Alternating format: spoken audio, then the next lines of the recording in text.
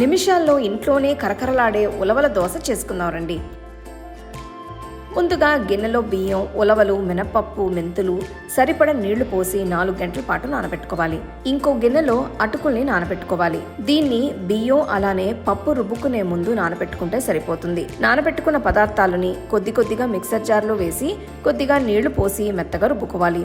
రుబ్బుకున్న పిండిని వేరే గిన్నెలో వేసుకుని కొద్దిగా ఉప్పు వేసి కలుపుకోవాలి. పిండి మిశ్రమంని 8 గంటల పాటు పులియపెట్టుకోవాలి. 8 గంటల తర్వాత చూస్తే పిండి చక్కగా పులిసింది. ఒకసారి కలిపితే సరిపోతుంది. దోశ వేసుకోవడానికి తవా పెట్టుకుని కొద్దిగా నూనె రాసి తవా వేడైన తర్వాత ఒక గరిటె పిండి వేసి దోశలా వేసుకోవాలి. దోశను నెయ్యితో కాల్చుకుంటున్నాను, మీరు నూనెతో కూడా వేసుకోవచ్చు. దోశ ఒకవైపు కాలిన తర్వాత రెండో వైపుకి తిరిగేసి కాల్చుకోవాలి. దోశ 2 వైపులు కాలిన తర్వాత తవా నుంచి తీసేయండి.